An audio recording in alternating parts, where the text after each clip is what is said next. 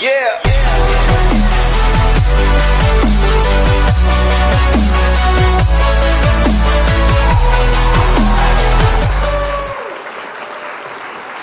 All right, here we go. We are in week 8, flying high with the birds, Eagles talk. We have the big V, Jimmy. What's up, dude? Going on, guys? Nice win on Sunday, right? Yes, sir. And I'm sure the next guy's very happy with that. The Armenian Hammer. Bye. Hi guys, finally I won something. Yeah, so you're giving it away. You're giving it away. That's not good. And I am Armin Hammer. So welcome to week 8 of Flying High with the Birds, Eagles talk, and good comeback victory. The Eagles are now 3-5. They beat Detroit 44-6. Some really strange things happened that we have not seen in the last 8 weeks with this team. They ran for 236 yards. Hurts only threw the ball 14 times for 103 yards, but he gained 71 yards on seven carries. Kenny Gainwell, Boston Scott, and Howard combined for 37 carries in this game. Howard was called up from the practice squad and played a hell of a game. Dallas Goedert caught 6 passes for 72 yards. I'll tell you something, since Ertz is gone, Goddard looks like the real deal now. And then finally, the defense looked like a lot of adjustments were made by Gannon, and the defense sacked Jared Goff 5 times. So this is hopefully this will be a good comeback for them coming into next week's game with San Diego. But let's start it out with the predictions, okay? We're going to do it a little bit different this week. Last week, our predictions for the Detroit game was I picked Detroit 24-17. Jimbo picked Detroit 30-24. Will, who has no faith in this club, and that's probably why he's not here right now, he picked Detroit 28-19. And finally, Vahe, who was the only guy that did not win a week at all, he picked the Eagles 24-21. So obviously, Vahe, I need you to break down why you went with your prediction. First, because I needed a win. That was the real reason. And the second of all, basic is that obviously Sirianni is under a lot of pressure. And whatever he was doing, it wasn't working. And he had to change. He had to do something different. And I think basically he caught the Lions in a bad situation. They were like, this week they're in the bye week, and they weren't really into it. And they start running the ball. And he got the ball out of Hurst's hand and gave it into the runners and let them win the game for them. And I think moving forward, that's the recipe for success. You cannot just rely on Hurst to bail you out.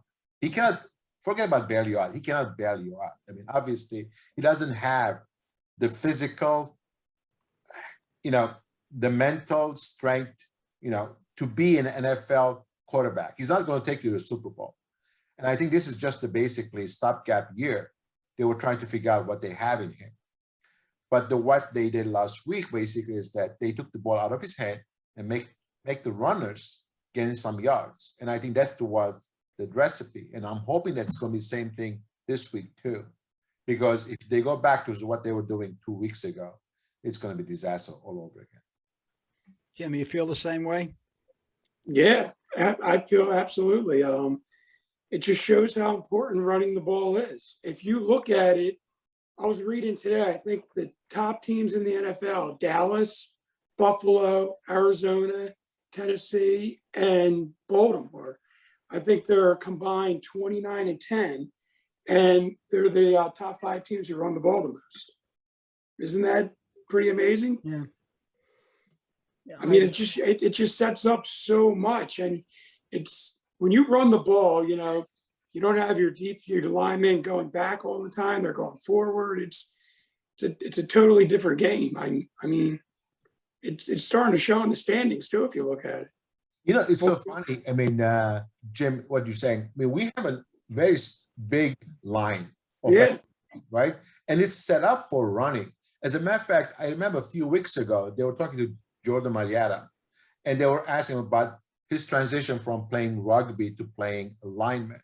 And he said, it's not a natural way to move backwards, but I can move forward.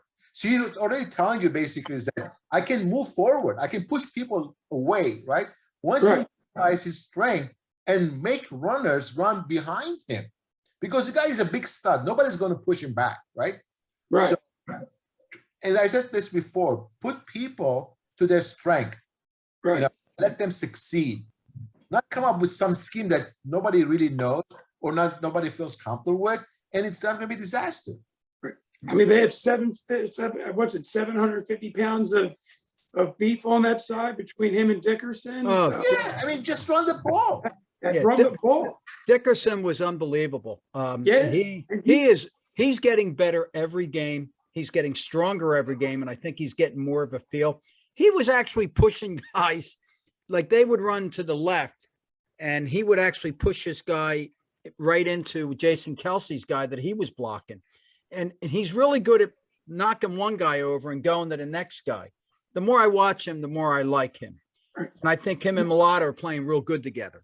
And it's so You much need Jordan behind him and Jordan running behind him. I mean, what can possibly go wrong? Right. And it's so much better when you have a rookie quarterback. I mean, look how the Patriots did it with Brady back in the day. They ran. Murray with the Cardinals more recently, and Lamar Jackson in Baltimore. Their first few games or first year and a half, they ran the ball more than they passed the ball. Yeah. And then they started letting them pass a little bit longer, a little bit more. And, you know, maybe we have something in Hurts when you run the ball more, because that's a lot on Hurts when you're asking him to drop back, you know, and pass 70% of the game and you have no run game. And I think that maybe Hurts will get better as a result of it. I mean, yeah, you learn coverage more, and running's important. I mean, look how the Eagles were in the early time. I mean, I don't go back 20 years, but still with the three-headed monster, they carried their offense. Well, that's a good point, Jimmy. We're going to go into this. Vahe just mentioned with the beef on the front line, especially on the left side, and with Howard running behind him. Now, with Scott and Howard, do you think that they will eventually use them when Sanders comes back as a three-headed monster?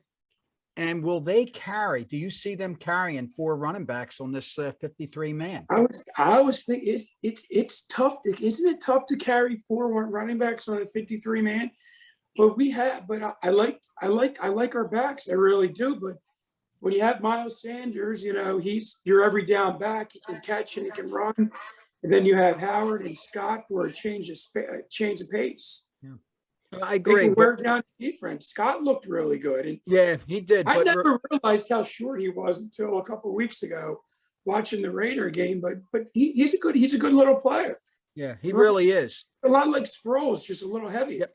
Yeah, exactly. But you know, you bring up like they're going to carry 4 running backs. In 17, they carried 5 running backs at times. So now they can do it now. And just remember that Ertz is gone, so they haven't picked up any other tight ends to go on the roster. But I think that that Tyree Jackson comes off the injured reserve this week. It's week 8, so they got to make a decision on him. But I can't see them putting Howard back on the practice squad because he's going to get gobbled up by somebody. Right. I'm shocked that he hasn't been already. Like. He's a good player. Like I was saying earlier before we came on, he had close to 1,000 yards, you know, when he was with us and with the Bears. And he wears the defense down. One thing I don't understand, obviously, with Sirianni, is like being an NFL coach, a lot of pressure. I wish he could be more honest and tell us what he's really thinking about the passes versus the running. And, you know, just treat us like an adult and then explain to us. You don't have to be very obvious, but at least give us some buzzwords so we can see what you're thinking. Because right now, with what happened last week, I don't understand why he would go back to throwing the ball. I don't. I mean, he's not the guy. He's not a guy. So what are you going to prove? I was wondering that all day today. And we're at home this week too. If they get down and he's not running the ball or he's just pass happy, I think they're really going to get on him. If you thought it was loud for the Chiefs game when they were running, you know, run the ball, wait until this Sunday if he doesn't run it. Yeah, I just have I a think funny it's pretty- feeling. I just have a funny feeling that they're probably going to stick to the run as much as they can. And I think even if they're behind, I think they know better that, they got to give it a little bit of time. If they get behind real quick, 14-0, then maybe that'll be different. But I think that their thoughts are they're going to run with the ball, and they're going to go with primarily a running attack. And I think that Howard's going to be a very big part of that. So, but now speaking of that, and we got Will here now. Will, Hey guys, how you doing? good. Let's get right into it with you. Why don't we discuss Sirianni's run pass ratio on Sunday? What you thought? I mean, it was very surprising to me. But look, it's growth. And that's kind of what we want to see. We want to see a little bit of growth this year. I don't know if I'm back in on the Sirianni train or anything, but I mean, this is just a step in the right direction. I don't want to, be too critical and say, I wish we passed it a little more and have more of a balanced kind of offense, but I'm not going to complain. I mean, we were attacking in between the tackles, and we were getting a lot of positive plays. So he just stuck with it, and I was really impressed. I need to ask all three of you because I think we're kind of like on different wavelengths here. Am I safe to assume that all three of you do not think that Hurts is the guy down the road? I don't. 100%, I don't. I don't either. But like I was saying earlier, like maybe we have to give Hurts, the benefit of this year and next year and see what he can do with a run game. I mean, I think they kind of put him in an unfair spot early on, asking him to drop back and pass so much. Who knows? Maybe, if we get a little running game, it'll improve his game. Yeah. I think the jury's still out. If I was a betting man, though, I would say he's not the guy. Jimmy, they totally, clearly they want to run the ball, and they established that. And, the passing game is a representation of the run game. And a few times, even last week when he went to pass, he missed wide open guys.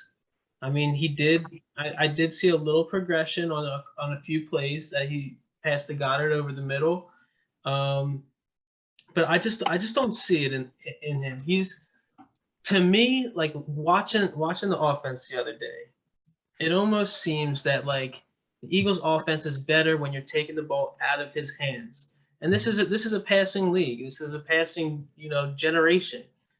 You need your quarterback to be able to attack, through the air. And if the Eagles' offense and if Sirianni kind of learned that he can't do it with Hurts, why should I think that Hurts is going to be that type of player when the offense clearly was better the more you take the ball out of his hands?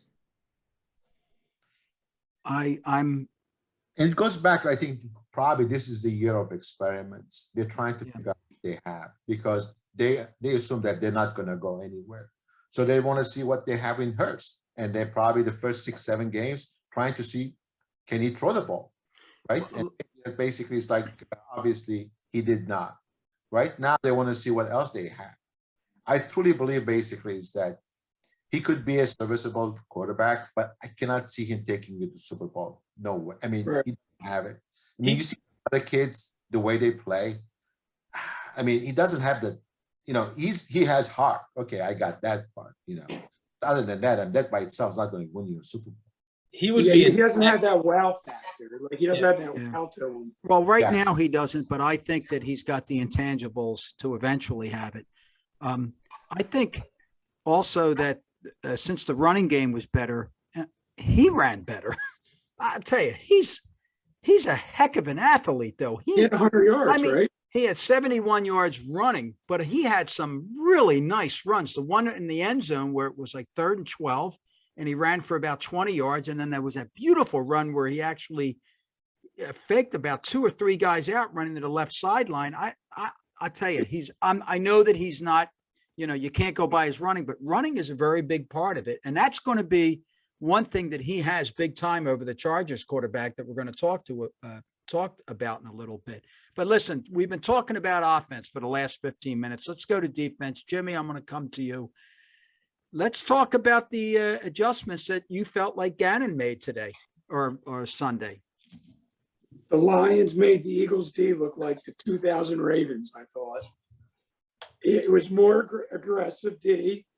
We even mixed in some rare blitzes. We didn't sit too deep safety like we saw the first 7 games. What was it? We had how many sacks? We have 6 sacks. 5 sacks. 5 sacks. 7 tackles for loss. 12 quarterbacks hits. It was a blueprint, I thought, for what the Eagles need to do. But again, how much was that with the Lions being that bad? Well, can you guys agree that, a lot of times when you hear that the defense hit better, it's always like the linebackers that they talk about, whether they did or didn't do the job. Did TJ Alexander have a hell of a game or what? He was all over the place.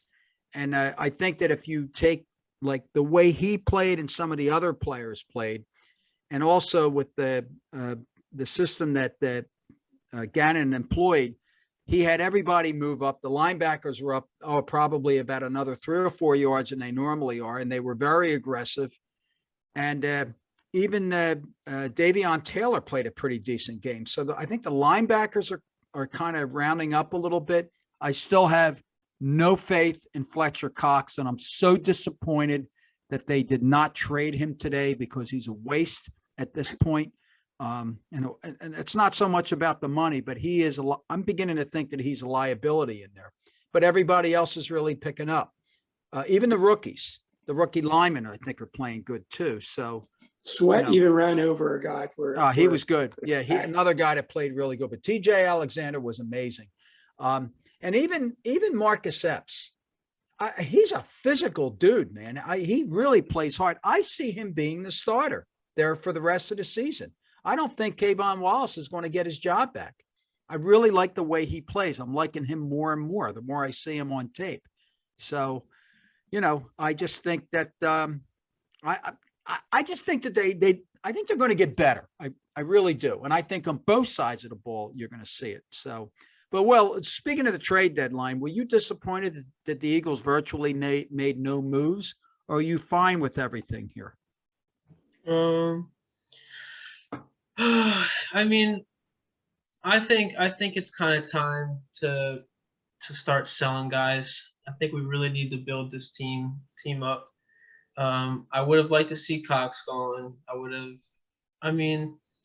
You could have gotten a deal for Slay maybe even, or some of the other corners. They're a little bit older, but you can probably get some good value from them. But I'll tell you what, I'm actually okay with it because I want to have this hope that Jeffrey Lurie doesn't want Howie to keep meddling with this team, because this team is how it is because of Howie Roseman. Everything that he's done over the years has put us in this position that we're in now. I don't know. I just, I wish we sold some guys, but at the same time, I'm kind of happy that we just stayed put. And let's see what happens in the draft this year. I think I read that if Cox was traded, it would have cost him, I think it was a 30. Correct me if I'm wrong. I thought I read that it would have been a $37 million cap hit if they. Because remember they redid his contract because so the whole money is going to come back to this year. Right. Well, so like another Wentz hit. Yeah, if they were going to deal Cox, it's probably smart that they didn't, because they can, take whatever cap they're going to have them play this year, and then in the off season you can probably deal them to a team that's more willing to take that salary, and you might be able to get a better pick out of it. At 32 years old. If there's a team that's a contender, and they think that he's going to help them push it over the edge, I can see that happening. Kansas City could definitely use help on their day. That's what I was thinking. I was thinking Kansas City. I was thinking that all weekend. My thought is that they were watching. I think a lot of these coaches were watching game tape on Cox, and I think that's probably why one of the major reasons why he didn't get traded, because they saw that he he was getting owned in single team blocking. So not just double team, but single team also. So, it is what it is. But anyway, why don't we go on to this week's game with San Diego? I think it'll be a really exciting game. The Chargers are 4-3, but they looked horrible in their last 2 games. They got a new coach, Brandon Staley. They got some pretty good skill players, 2 very good wide receivers, and Mike Williams and Keenan Allen, 2 of the best in the NFL. Austin Eckler is their running back, their main running back, but he's not a plower. He's more of a dink and dunk guy who can get big yards at any time. Obviously Justin Herbert. I did some research on Herbert. I didn't realize that he was 6'7". He is big. He's not very elusive. He's got a really good arm. He's got all these accolades. He was the Rose Bowl MVP, the Senior Bowl MVP, the Rookie of the Year last year. He also set the record for touchdown passes as a rookie with 31.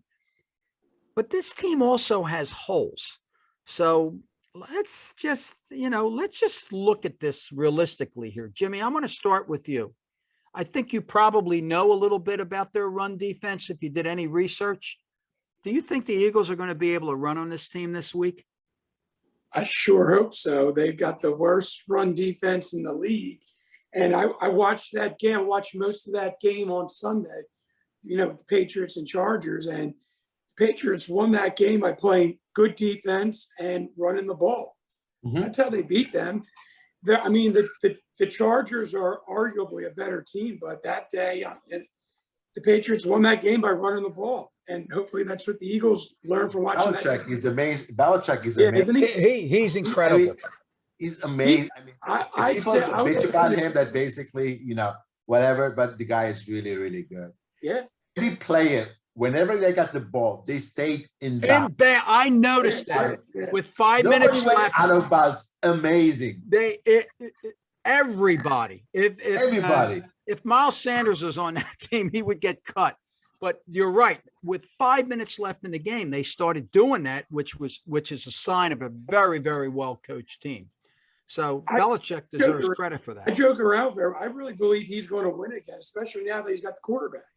I believe he's going to win again before he retires. That team is really starting to roll right now. Right.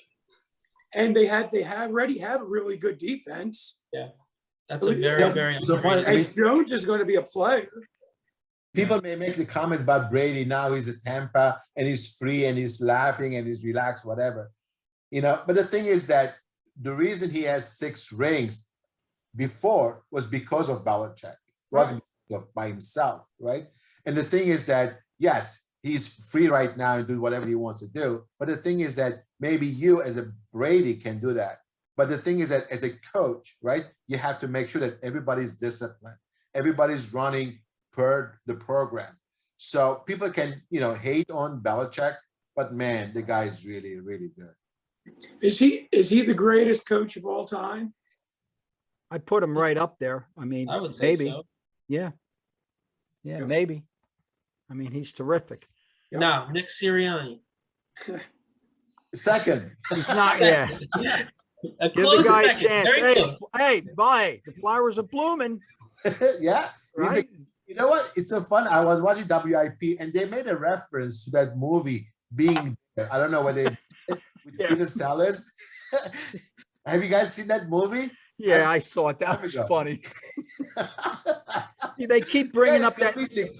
The guy's clueless. He just talks about flowers and blooming, and then suddenly becomes like a popular guy. Even the president listens to what he said. Did you see when they had the team huddle after the game, the post game, and they all got in with Jason Kelsey, and Kelsey said, "Let it bloom" or something. Let it bloom on 3, and they bloom, something like that. I forget exactly what it was, but listen, if it works, go with it. It would be funny if this team went on a tremendous winning streak. I can see people coming to games in like flowery shirts, like no Eagles stuff, just all flower stuff. There you go. Start making the shirts, right? There you Absolutely. Bahe, let me go to you. Let's really talk about Justin Herbert here. Give me your thoughts on him. Do you think he can really pick this team apart? do you think do you think that the game offensively is going to revolve around him if they're going to beat the Eagles? Absolutely. And it has to do a lot with our defense and what they're going to do. They need to blitz and blitz and blitz. And then when they get the ball, run, run, run. That's the only way you're going to win the game. And if you look at back like Belichick, even though he has a good quarterback, but he didn't want him to put in a situation where he has to come back and win the game for him. So what he did is that he kept milking the clock and then take time away from Herbert. In some ways, it's a respect for what Herbert can do. And that's why the Eagles have to do the same thing. Keep blitzing him. Don't give him time to sit back and take you apart, because he can do that. I mean, the guy is 6'7". He can see over everybody else. Yeah. Don't give him time. And that's what the way they're gonna win. If they're gonna do what they did with Las Vegas, man, that's gonna be over by half. And they beat Vegas fairly handily. I think might be week 2 or 3 of the season. So, you know, They beat Kansas City too in Kansas City. yeah, Kansas City's not the same. They're team. not. I agree. Still a good win on the road. Yeah, Oh man, absolutely. his mind is somewhere else. I mean, he has talent, but I think since he had a kid, that's it. He's like checked Well, out. it's the commercials too. He's set for life. So once he got Yeah, that I mean, big you contract can and tell, that I mean, commercial. The guy's like gifted like nobody, but the thing is that his mind is somewhere else. Yeah, and I think you can attribute some of that to coaching as well.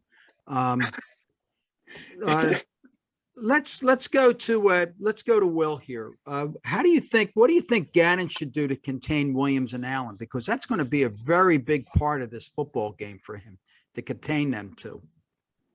I think he needs to do a lot of like what he did last week. I mean, you gotta let Slay and what's the other guy? Steven Nelson. Yeah, Steven Nelson. You gotta let them play man. Let them play up press coverage.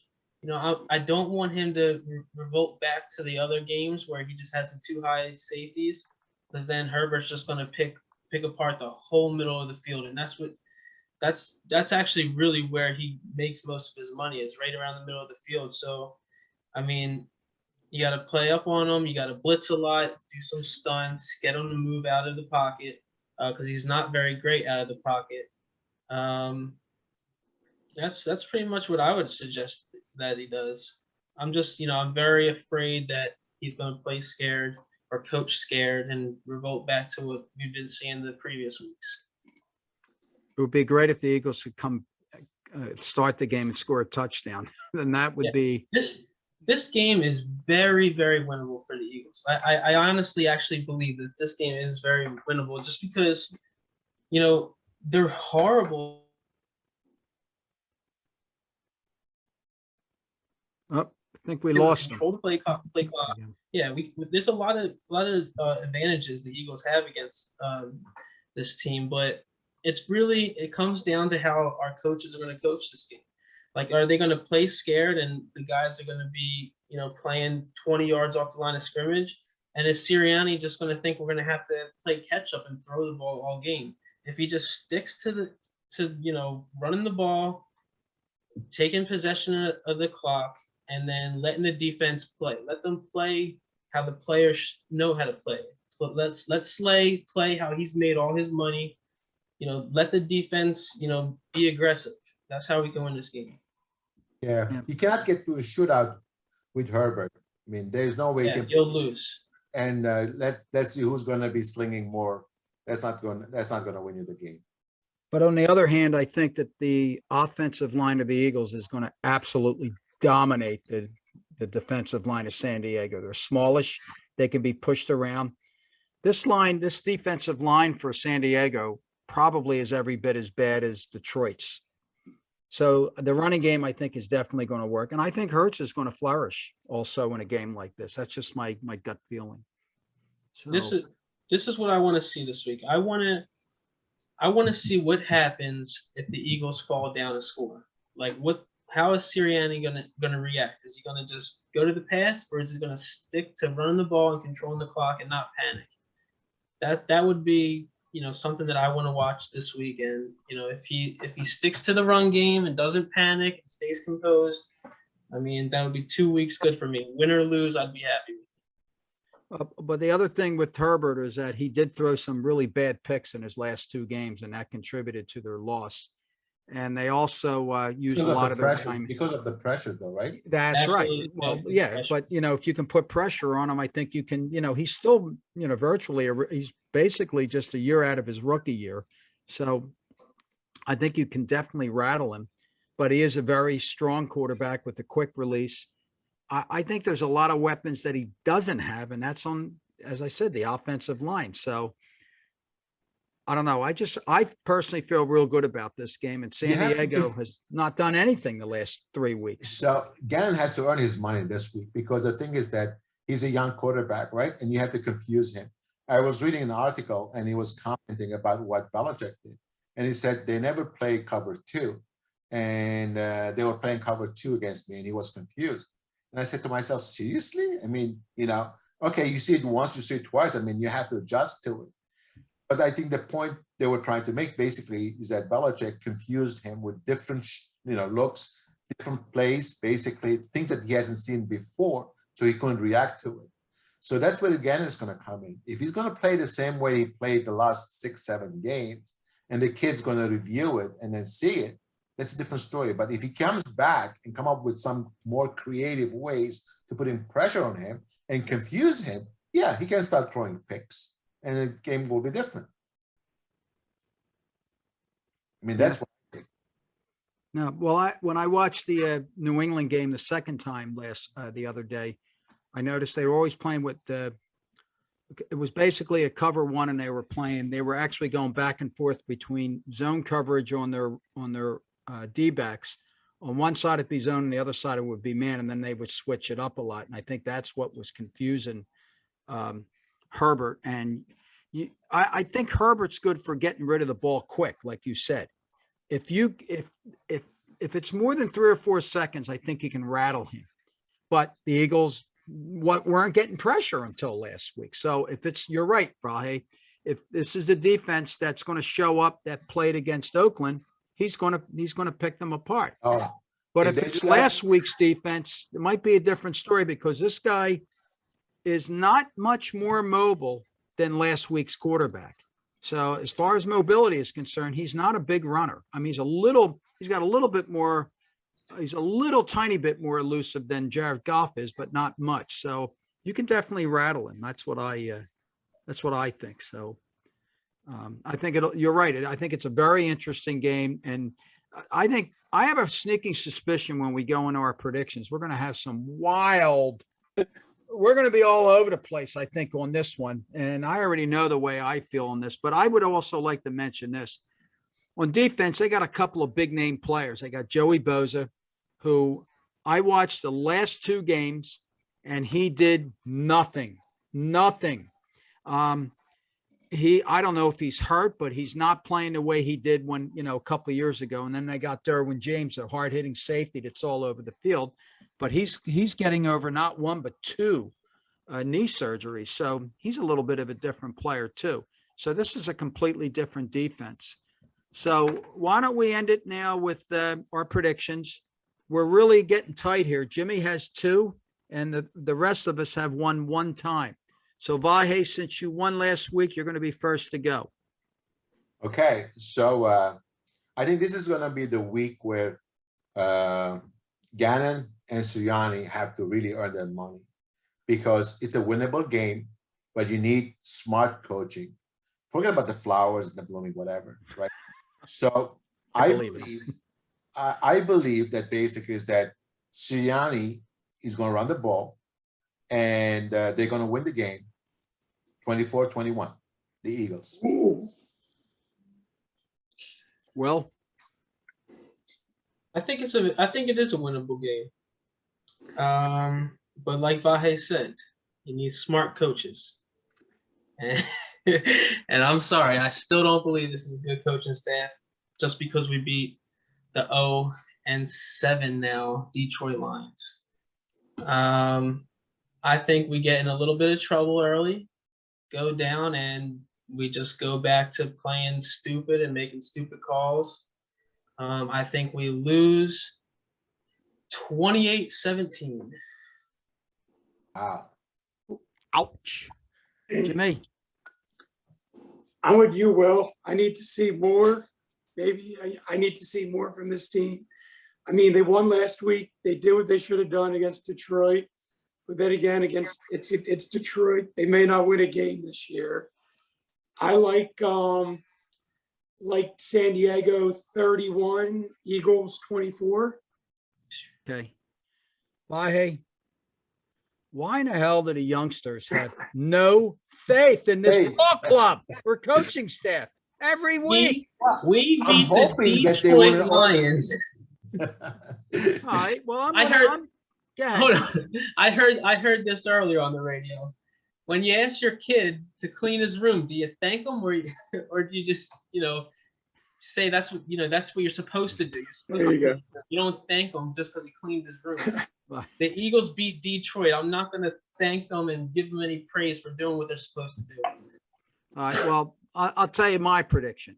I predict, number one, that Will's going to be forced to come out here with a bag on his head for the first 5 minutes of next week's broadcast because the Eagles are going to win 33-17. I think they're going to Wow. listen to me. I think they're going to be in control from the beginning. I think they're going to ground and pound. I think that Herbert will have his moments. What you guys don't know is that Mike Williams is getting over a knee, and that's part of the reason why he's not playing as hard as he's been. I feel that the Eagles are going to win 33-17.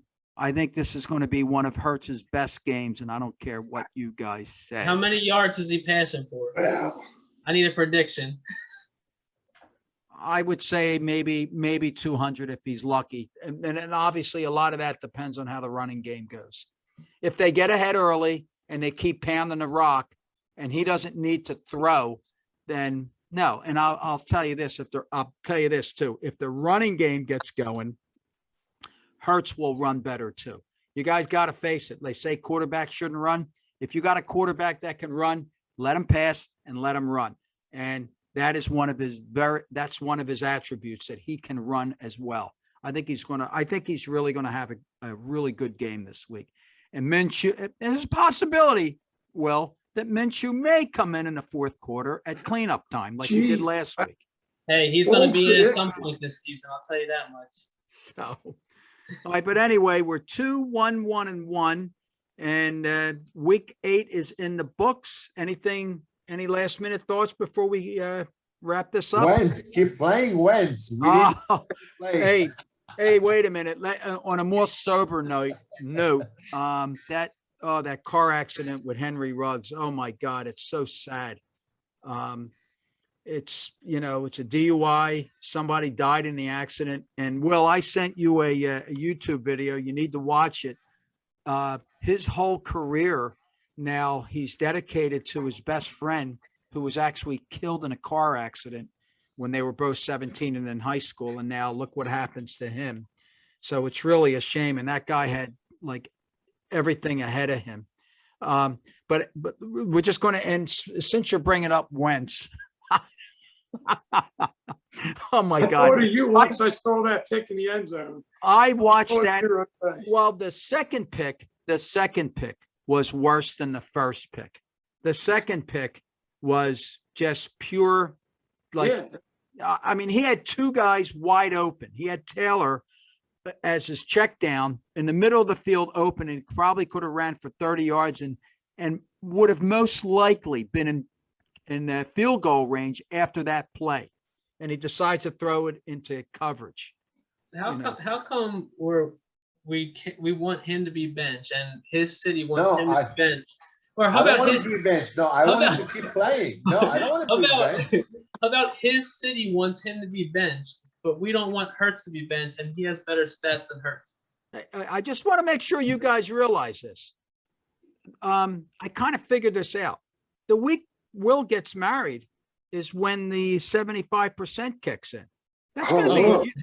We're going to be partying extra hard then. That's going to be a huge, let me tell you something. Before I walk Alyssa up the aisle, if my phone says that that Indy's benching Wentz. That's going to be a very difficult walk for me. Let me ask a question. I got a question. If the tables were turned and we traded Hurts to the Colts and he had to play 75% of the snaps, do we think that he would play 75% of the snaps over there with what he's doing right now? Yeah, because they don't have any other quarterbacks. They don't have anybody else. Who's the backup?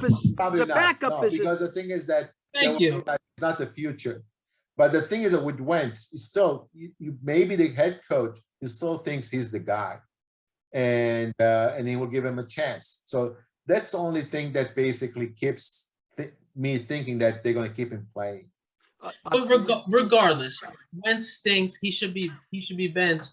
If the tables were turned, Hurts would still be benched there because he's not playing well. That's all I'm trying to say. Let me tell you this. And we're sitting here wanting to play Hurts every week as wide open guys.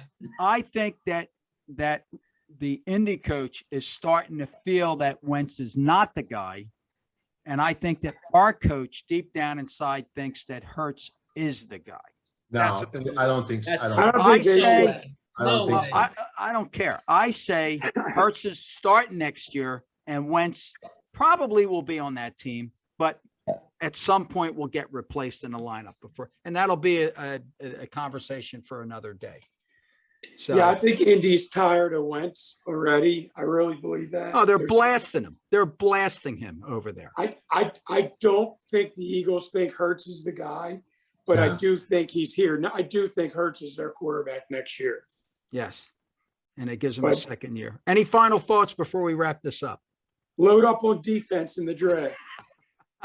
Yes, okay. Exactly. You need the defensive player in the draft. You don't need offensive. Load up on it. Listen, you know what I think? I think if Bahe wins this week, he should put a fifth Armenian guy on that wall behind him. All right, so let's wrap this up. Week 8's in the book. See you guys next week on Flying High with the Birds Eagles Talk. See you guys. See you guys. See you later. Yeah.